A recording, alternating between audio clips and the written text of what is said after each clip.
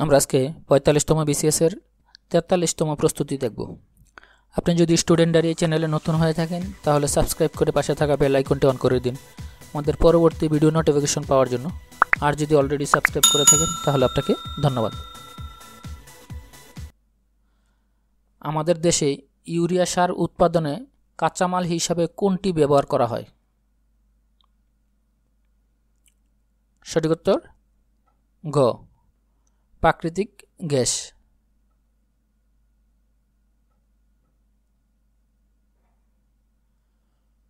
কোন বনাঞ্চলকে চিরহরিত বন বলা হয়? সঠিক উত্তর ঘ, পার্বত্য বনাঞ্চল। সোনা মসজিদ স্থলবন্দর কোথায় অবস্থিত? সঠিক উত্তর ঘ, চাঁপাইনবাবগঞ্জ। বাংলা নামের উৎপত্তি সম্বন্ধে কোন গ্রন্থে উল্লেখ আছে? সঠিক উত্তর ঘ, আইনি আকবরী। বাংলার প্রথম মুসলমান সুলতান কে ছিলেন? বাংলার প্রথম মুসলমান সুলতান ছিলেন ইলিয়াস শাহ। ঐতিহাসিক ৬ দফাকে কিসের সঙ্গে তুলনা করা হয়? সঠিক উত্তর খ, ম্যাগনা কার্টা।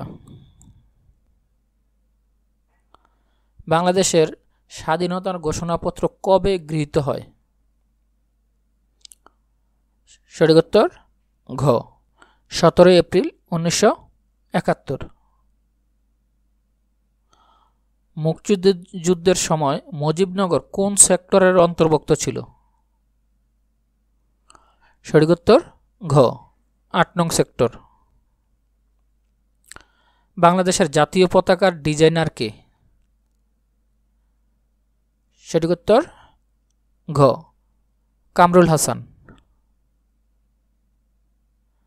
বাংলাদেশের কৃষিতে সোনালিকা ও আকবর কোন ফসলের উন্নত জাত? বাংলাদেশ কৃষিতে সোনালিকা ও আকবর গম ফসলের উন্নত জাত।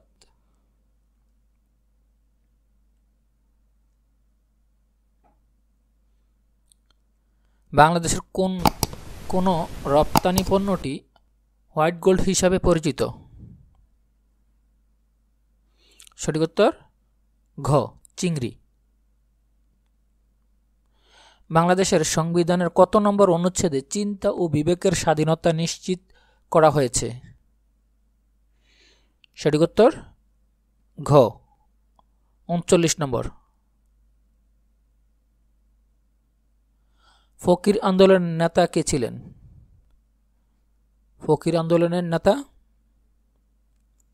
মজনু শাহ। ৭ই মার্চ ১৯৭১ বঙ্গবন্ধুর ভাষণের মূল বিষয় ছিল কয়টি? সঠিক উত্তর ক, ৪টি। মনপুরা ৭০ হল একটি চিত্রশিল্প। বঙ্গভঙ্গ করেন লর্ড কার্জন। জনসংখ্যার বিবেচনায় বাংলাদেশের ছোট উপজেলা কোনটি? সঠিক উত্তর ক, থানচি। নবনিযুক্ত বাংলা একাডেমির ২৩তম সভাপতির নাম কি? সঠিক উত্তর ক, সেলিনা হোসেন। বাংলাদেশ পরিসংখ্যান ব্যুরো এর ২০২২ অনুযায়ী বর্তমানে দেশের মাথাপিছু আয় কত? সঠিক উত্তর ঘ,